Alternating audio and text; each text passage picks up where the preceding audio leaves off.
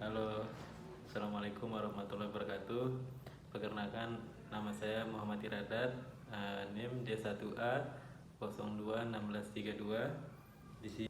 Di sini saya akan menjelaskan materi yang diberikan oleh dosen Bapak Fitri Al-Hindri SHMKN, yaitu mengenai hukum pertanahan. Nah, di materi pertama yaitu pengertian tanah. Pengertian tanah adalah lapisan permukaan bumi yang terdiri dari mineral, organik, air, udara, dan berbagai jenis makhluk hidup. Tanah memiliki peran penting dalam mendukung kehidupan dan pertanian serta menyimpan air dan nutrisi yang diperlukan oleh tanaman.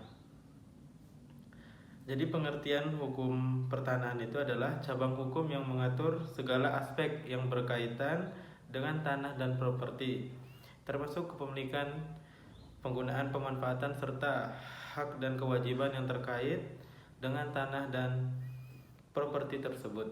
Tujuan utama hukum pertanahan adalah untuk menciptakan kerangka hukum yang jelas dan adil dalam penelitian, dalam pemilikan dan transaksi properti tanah. Ini mencakup berbagai hal seperti yang pertama ada kepemilikan tanah, yang kedua ada transaksi tanah, yang ketiga ada hak atas tanah, yang keempat ada pemberian dan pewarisan tanah, yang kelima ada penggunaan lahan, yang keenam ada perlindungan hak pihak ketiga, dan yang ketujuh ada konflik dan penyelesaian sengketa, yang kedelapan ada pengaturan pertanahan negara. Hukum pertanahan bervariasi dari negara ke negara, dan dalam beberapa negara dapat ada hukum pertanahan yang berlaku di tingkat nasional, regional, atau lokal. Saya lanjut ke materi kedua. Di sini saya akan membahas tentang ruang lingkup hukum pertanahan itu apa aja.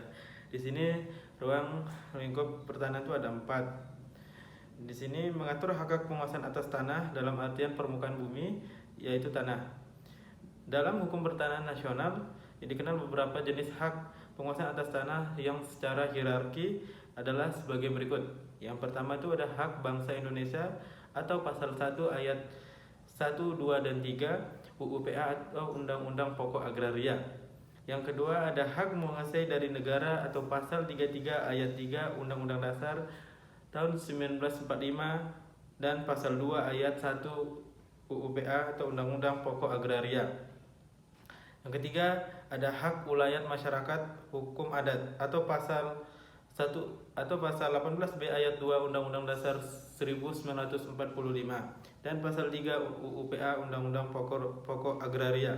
Yang terakhir ada hak individu atau perseorangan atas tanah yang terdiri dari hak atas tanah, wakaf, dan hak jaminan atas tanah.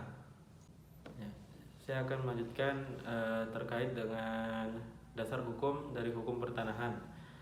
Dasar hukum dari hukum pertanahan itu dibagi menjadi 2. Yang pertama itu ada hukum tertulis dan hukum tidak tertulis.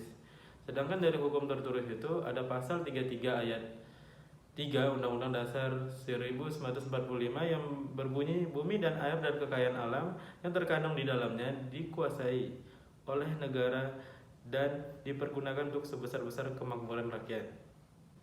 Di sini ada bagian yang kedua dari hukum tertulis, yaitu ada Undang-Undang Pokok Agraria. Nah, dalam Undang-Undang Pokok Agraria itu di situ mencakup semua tentang hukum pertanahan di sana.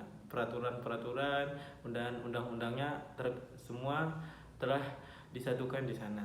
Dan yang ketiga ada peraturan-peraturan pelaksanaan dari Undang-Undang Pokok Agraria.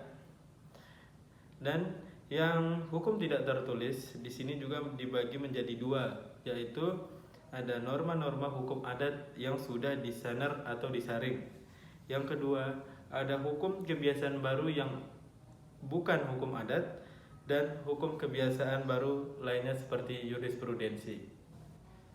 Di sini saya lanjutkan untuk ke materi terakhir, yaitu perbedaan dari hukum pertanahan dan hukum agraria. Di sini hukum pertanahan dan hukum agraria adalah 2 bidang hukum yang berkaitan erat, tetapi mereka memiliki fokus yang berbeda. Di sini perbedaan antara keduanya itu dibagi menjadi 4, yaitu yang pertama ada fokus utama.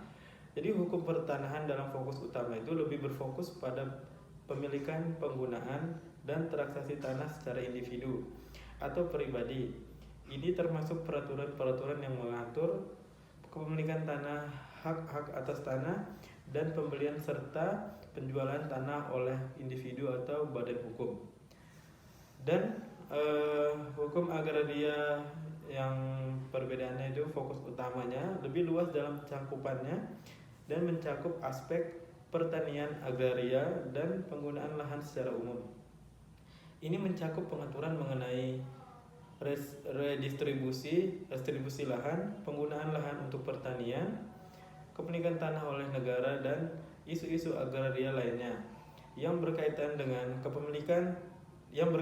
kepentingan masyarakat secara lebih umum. Dan yang kedua perbedaan antara hukum pertanian dan hukum agraria ini adalah kepemilikan tanah. Nah, hukum pertanahan yang dimaksud dengan kepemilikan tanah itu adalah lebih menekankan pada hak kepemilikan tanah individu atau badan hukum seperti sertifikat tanah, hak milik atau sewa atas tanah. Nah, jadi yang hukum agraria menurut kepemilikan tanahnya bisa mencakup kepemilikan tanah oleh negara atau pemerintah untuk tujuan redistribusi lahan atau penggunaan lahan tertentu demi kepentingan masyarakat. Dan yang ketiga, tujuan dari kedua hukum pertanahan dan hukum agraria ini memiliki perbedaan. Tujuan hukum pertanahan tujuannya adalah untuk mengatur pemilikan dan transaksi tanah agar berlangsung secara adil dan jelas serta melindungi hak-hak kepemilikan tanah. Tujuan dari hukum agraria ini adalah untuk mengatur penggunaan lahan secara efisien, termasuk pertanian, pengembangan perdesaan dan kesejahteraan masyarakat yang lebih luas. Dan perbedaan yang terakhir untuk keduanya ini adalah cakupan. Cakupan dari hukum pertanahan ini adalah biasanya lebih terbatas dalam cakupan dan lebih luas, dan lebih fokus pada hubungan antara individu dan badan hukum dengan tanah yang mereka miliki atau sewa. Hukum agraria lebih luas dan mencakup berbagai aspek termasuk reforma agraria, pengelolaan sumber daya alam, dan dampak sosial serta ekonomi dari penggunaan lahan. Meskipun ada perbedaan ini, penting untuk diingat bahwa hukum pertanahan dan hukum agraria seringkali saling terikat, sering terkait dan dapat memiliki overlap dan regulasi tertentu, terutama dalam konteks pengelolaan bahan dan sumber daya alam. Sekian yang saya jelaskan materi dari hukum pertanahan ini. Semoga Pak dosen dan teman-teman memahami apa yang saya jelaskan. Wabillahi taufiq wa hidayah. Wassalamualaikum warahmatullahi wabarakatuh.